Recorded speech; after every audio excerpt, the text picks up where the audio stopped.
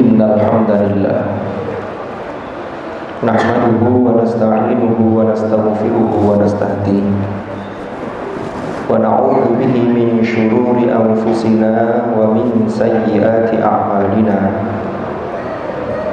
Man yahdihillahu fala mudilla lahu wa man yudlil fala hadiya lahu. Asyhadu an la ilaha illallah wahdahu la syarika lah wa asyhadu anna Muhammadan abduhu wa rasuluhu la nabiyya ba'dah.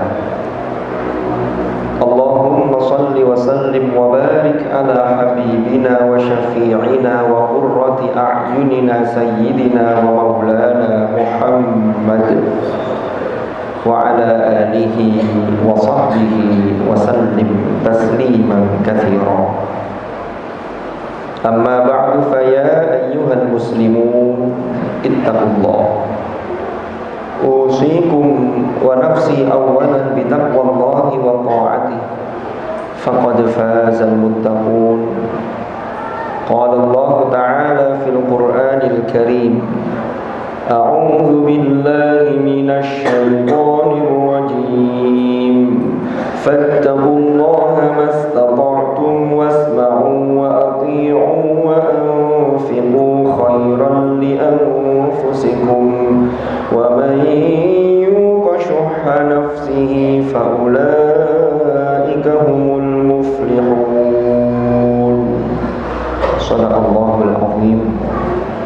Ma'asyiral hadirin jamaah Jumu'ah rahimakumullah.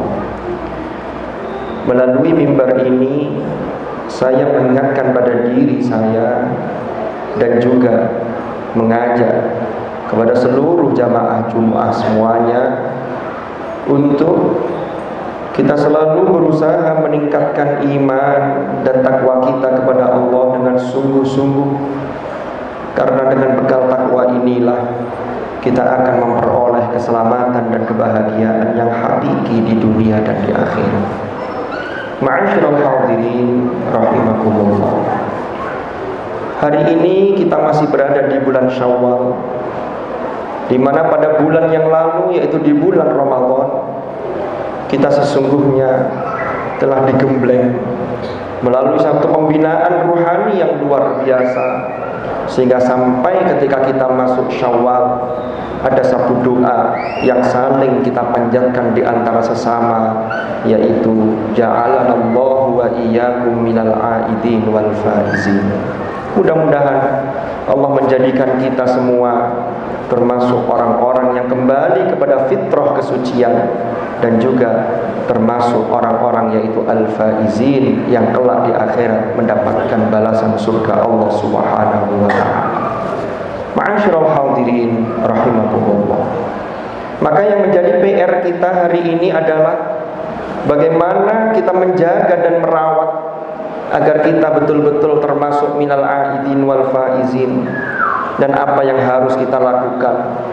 Maka setidaknya ada beberapa hal yang harus kita lakukan, khususnya di bulan Syawal ini dan umumnya termasuk bulan-bulan setelah ini. Yang pertama adalah bagaimana kita menjadi sosok yang haus terhadap ilmu Allah Subhanahu wa ta'ala.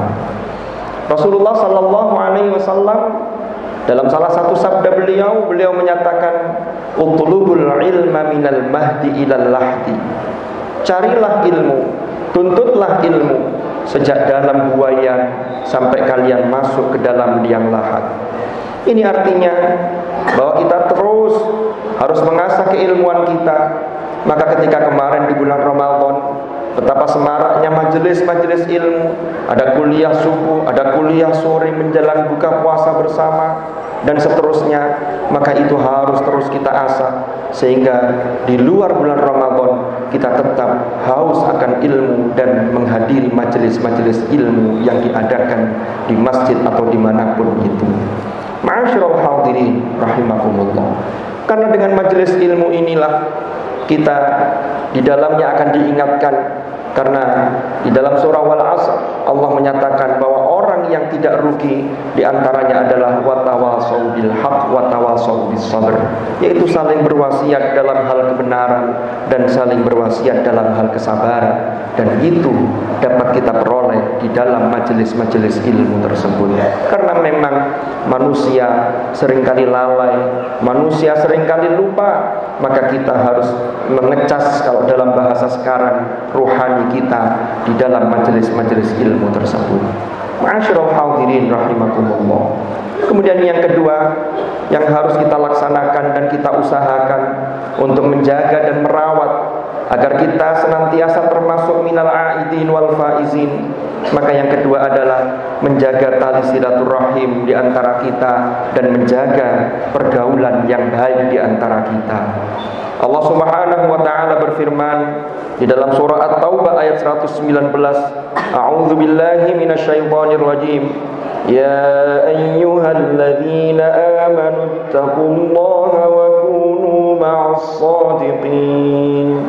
Wahai orang-orang yang beriman, bertakwalah kalian kepada Allah, wa kunu ma'as shadiqin, dan kalian harus berada atau beradalah kalian, jadilah kalian bersama orang-orang yang benar.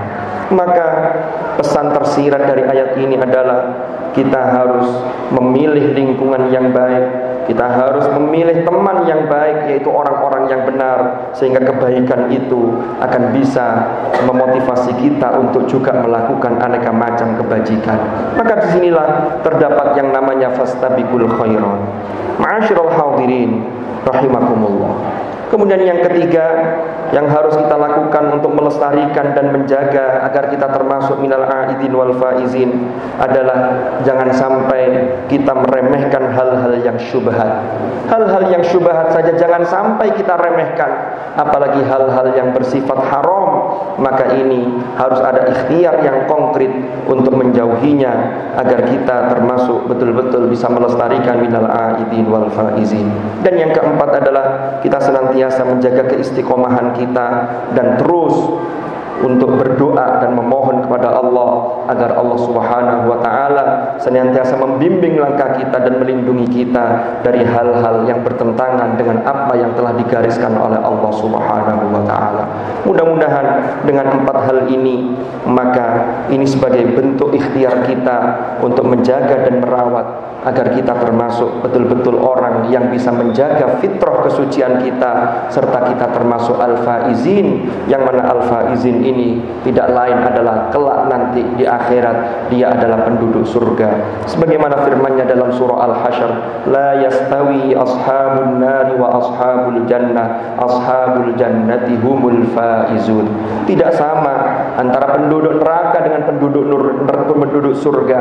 Penduduk surga mereka itulah adalah orang-orang al-faizun, yaitu orang-orang yang beruntung dan orang-orang yang mendapatkan kemenangan. Mudah-mudahan Allah senantiasa membimbing langkah kita sehingga kita selalu berada di jalan yang diridhoi oleh Allah Subhanahu wa taala.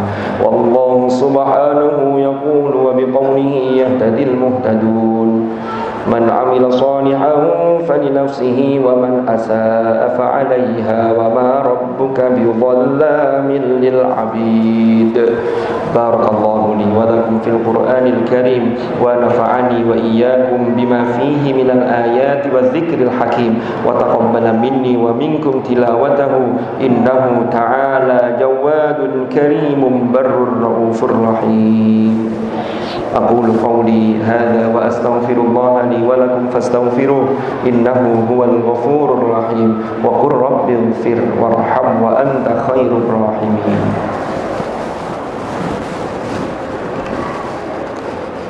Allahumma shalli wa sallim ala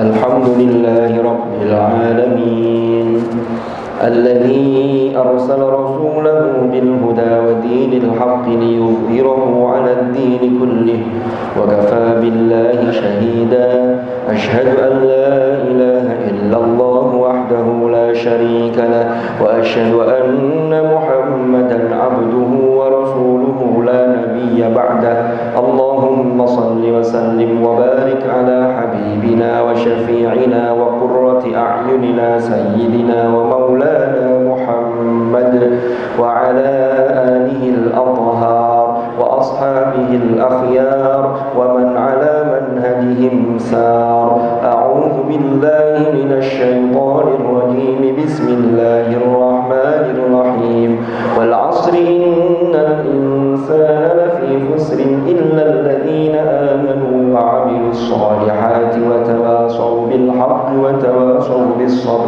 صدق الله العظيم أما بعد فيا عباد الله اتقوا الله أوصيكم ونفسي بتقوى الله وطاعته فقد فاز من اتقى واعلموا أن الله أمركم بأمر بدأ فيه بنفسه وثنى بملائكته وقال عز وجل إن الله وملائكته يصلون على النبي يا أيها الذين آمنوا صلوا عليه وسلموا تسليما اللهم صل وسلم وبارك على سيدنا محمد وعلى آل سيدنا محمد كما صليت وسلمت وباركت على سيدنا إبراهيم وعلى آل سيدنا إبراهيم في العالمين إنك حميد مجيد وارض اللهم عن الخلفاء الراشدين ساداتنا أبي بكر وعمر وعثمان وعلي وعن بقية أصحاب رسول الله أجمعين وعن التابعين وتابعيهم بإحسان إلى يوم الدين وارض عنا معهم برحمتك يا أرحم الراحمين اللهم اغفر للمؤمنين والمؤمنات والمسلمين والمسلمات الأحياء منهم والأموات إنك سميع قريب مجيب الدعوات اللهم أصلح لنا ديننا الذي هو عصمة أمرنا وأصلح لنا دنيانا التي فيها معاشنا وأصلح لنا آخرتنا التي إليها معادنا واجعل الحياة زيادة لنا في كل خير واجعل الموت راحة لنا من كل شر يا أرحم الراحمين ربنا اغفر لنا ولوالدينا وارحمهم كما ربونا صغارا ربنا هب لنا من أزواجنا وذرياتنا قرة أعين واجعلنا للمتقين إماما ربنا آتنا في الدنيا حسنة وفي الآخرة حسنة وقنا عذاب النار عباد الله إن الله يأمر بالعدل والإحسان وإيتاء ذي القربى وينهى عن الفحشاء والمنكر والبغي يعظكم لعلكم تذكرون فاذكروا الله العظيم يذكركم واشكروه على نعمه يزدكم واسألوه من فضله يعطكم ولذكر الله أكبر أقيموا الصلاة الله أكبر أشهد أن لا إله إلا الله أشهد أن محمدا رسول الله حي على الصلاة حي على الفلاح قد قامت الصلاة قد قامت الصلاة الله أكبر لا إله إلا الله لا إله إلا الله محمد رسول الله صلى الله عليه وسلم صلوا صفوفكم فإن تأخير الصفوف من تمام الصلاة صف ينفصل وفي إذا كان فيه دسا أعوذ بالله من الشيطان الرجيم بسم الله بسم الله الرحمن الرحيم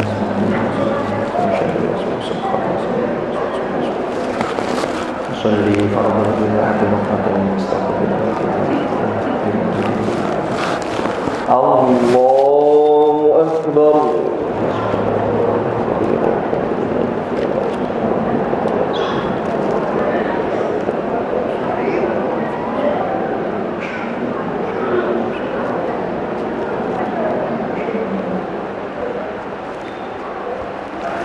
Bismillahirrahmanirrahim. Alhamdulillahi rabbil alamin. Ar-Rahmanir-Rahim, Maliki yaumiddin. Iyyaka na'budu wa iyyaka nasta'in. Ihdinas siratal mustaqim. Siratal ladzina an'amta 'alaihim ghairil maghdubi 'alaihim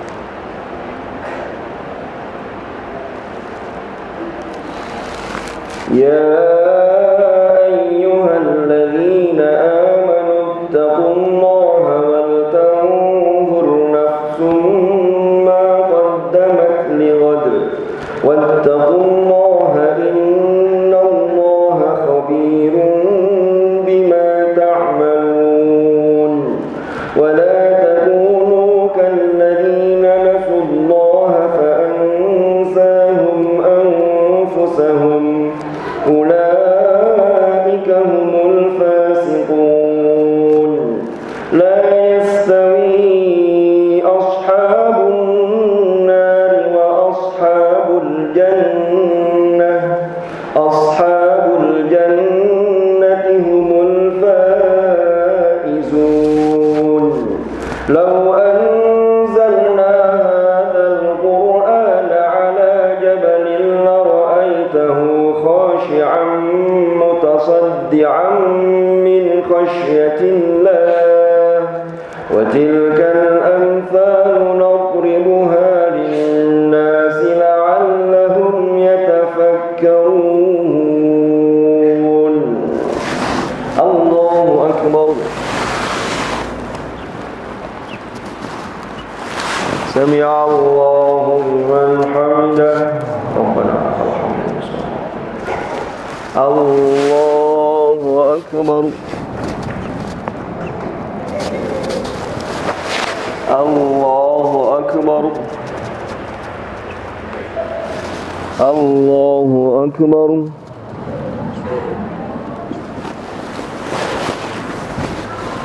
الله أكبر.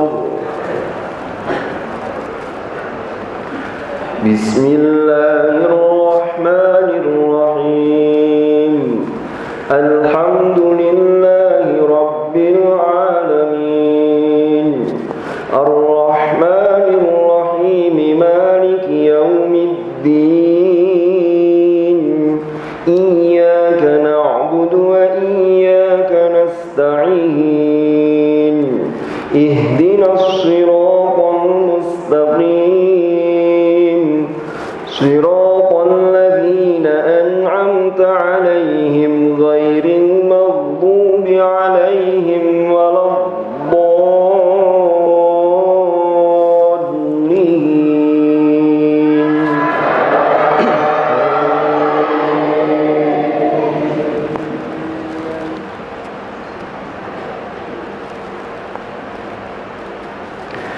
يا أيها الذين آمنوا إذا نودي للصلاة من يوم الجمعة فاسعوا إلى ذكر الله وذروا البيع ذلكم خير لكم إن كنتم تعلمون. فإذا قضيت الصلاة فانتشروا في الأرض وابتغوا من فضل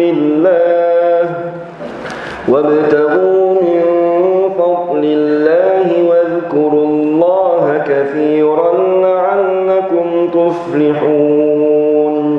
وإذا رأوا تجارة أو لهوا انفضوا إليها وتركوك قائما قل ما عند الله خير من التجارة والله خير الرازقين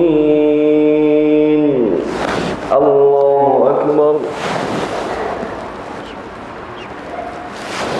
سمع الله لمن حمده ربنا لك الحمد الله أكبر الله أكبر الله أكبر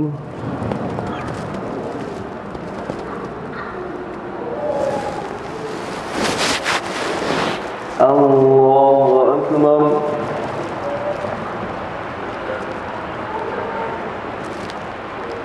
أشهد أن لا إله إلا الله اللهم صل على محمد